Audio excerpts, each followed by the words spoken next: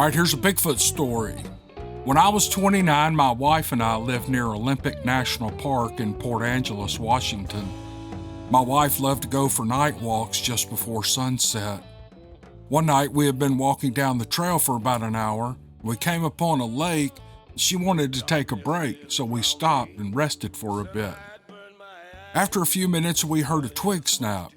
First, we thought it was a deer or another tiny creature, so we didn't worry about it. And then more sticks started cracking and leaves started crunching. My wife started freaking out. I always have a pistol with me, so I pulled it out and I clicked the safety off. Only one thought ran through my head at that moment. Steve frickin' Lilly. I had to suppress a laugh thinking it could be a Bigfoot in those trees. As the sounds got closer, my wife started crying and then ran back the way we came. I had no choice but to follow her, and to my horror, the sounds started chasing us. As we were reaching the end of the trail, our vehicle came into view, and the damn thing stepped out in front of us, and it scared the hell out of me. I shot at it 4 times, and it took off back in the woods. We hopped in the truck and sped off, and my wife asked me what the hell that was. I told her I didn't know, all the while laughing to myself, thinking of Steve Lilly. We were driving, and I kept glancing out the window, expecting it to jump out on us. A few 100 feet down the dirt path, we started hearing something crashing through the woods again. We rounded the bend in the dirt path, and I slammed on the brakes so hard that I thought I was going to fly through the windshield. There stood this giant beast again. It was 9 feet tall. It had brown hair, and it had an ugly face and hands like the Hulk. My wife screamed, and I held my pistol out the window and I shot at it twice. I reloaded faster than I ever had, and I started shooting again. I ran out of bullets again, but this time I was out for good. But at least I got it bleeding. 12 bullets in it, and it started walking away with a limp. We sped off, got home safely, but the event was so terrifying that my wife started hallucinating. 2 days after this encounter, she thought she saw it behind her and had a stroke. I never could stop thinking of that creature. And for the next couple of years, I started researching and found your email address. In telling my story, it feels like a weight has been lifted from my shoulders, though I guarantee I still have nightmares of that night for the rest of my days. Thank you for the great stories and the great podcast. Well, you're welcome. You guys may think that since he talked about Steve Lilly, this might be a fictional story, but it's not. He's submitting this as true, but he's got a great attitude about it. He wasn't scared of this thing. Well, I guess he was scared of it, but he's got maybe a sense of adventure. It's kind of like when you're a kid and you wanted to be Audie Murphy or Steve McQueen or somebody in a movie. He was thinking of Steve Lilly. This is my chance to kill a Bigfoot.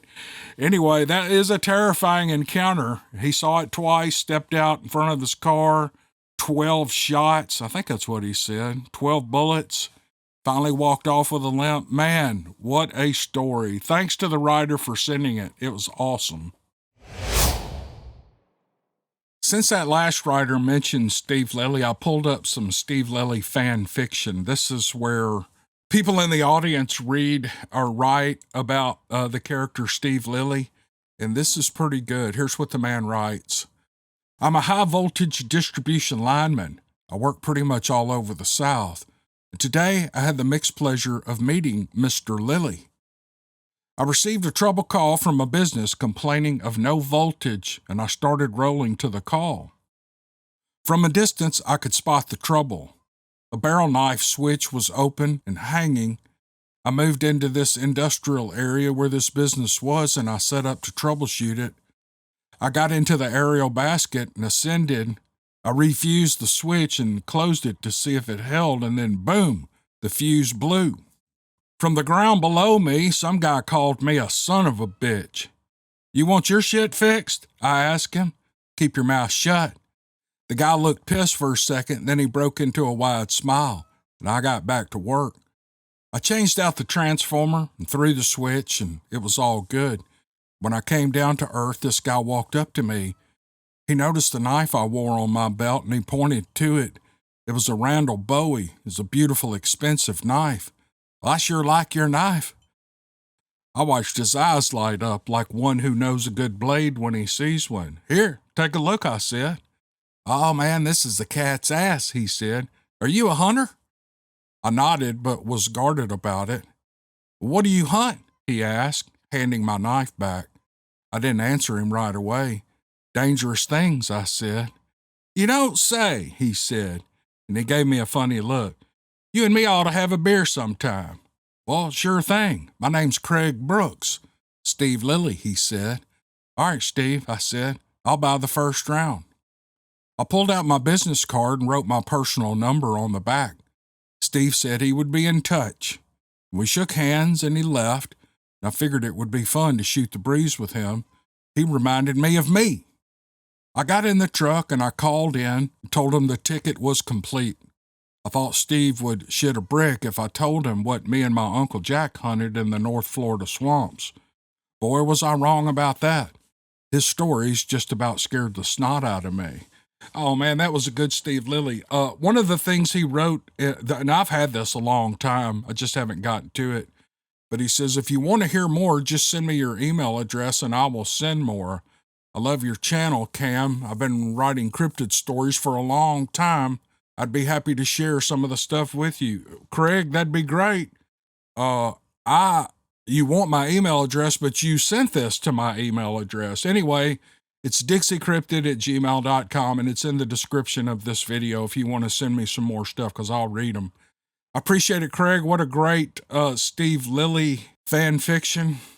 He said he reminds me of me. That's awesome. Thanks for the story.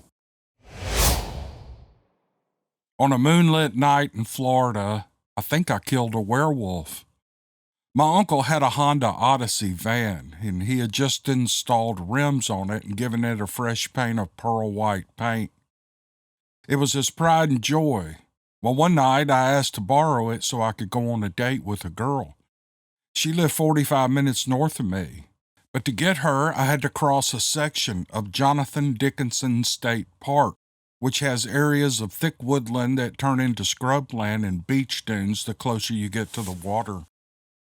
In the mornings and early evenings, it's common to see deer or wild hogs in that area, and knowing that, I was driving my uncle's van carefully. It had gotten dark quickly and was overcast, so the moon wasn't very bright.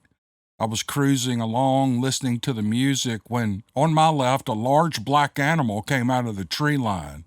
It was moving fast, and it tried to cross the road in front of me. Well, my first thought was that it was a large wild boar because I saw hair, and its back came high as the windshield. But when the high beams hit the animal, I could see its long, muscular arms and broad shoulders propelling itself forward. It may have been running on all fours, but it was no wild boar. It took less than a second for the beast to move from the side of the road and in front of the van, but I felt time slow down and my heart sank. I knew I could not stop in time or swerve fast enough to avoid hitting it. I closed my eyes and I braced myself for impact, racking my brain for what on earth I was about to hit. The van struck it at full speed. My body slammed backward into the seat. The front bumper crumpled from the impact, and I swerved left and right as the front and rear tires ran over it. Well, I slowed down and pulled off on the shoulder. I knew my uncle was going to kill me for wrecking his van, but I couldn't stop thinking about the thing I had just hit.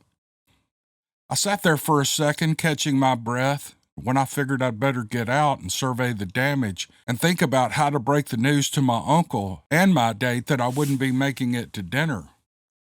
I grabbed the flashlight my uncle kept in the van, and I cracked the door open and stepped out, and as soon as the door opened a few inches, the air around me grew thicker.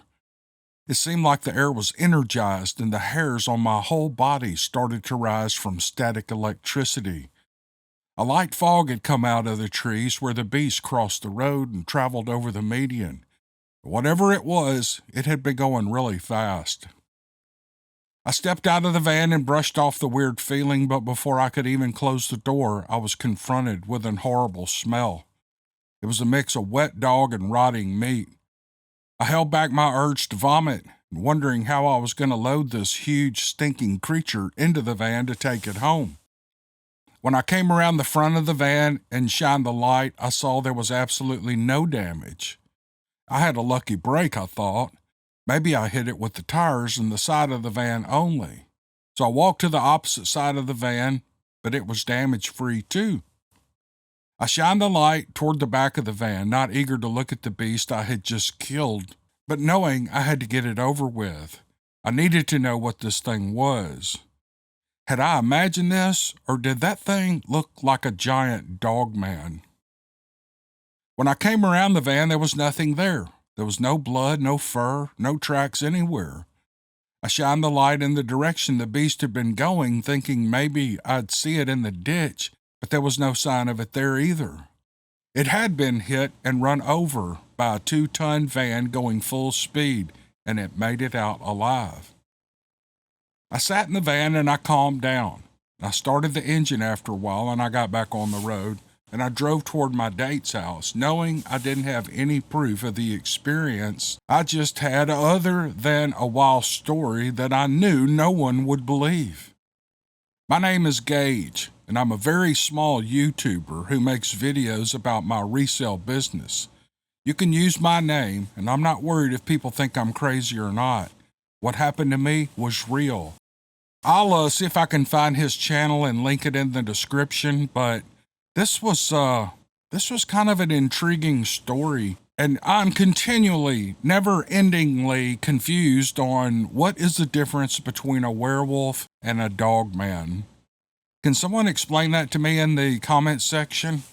Anyway, I hope you guys enjoyed that story. Somebody made a comment the other day claiming I write all these stories. Are you crazy? Do you really think I have time to write all these stories?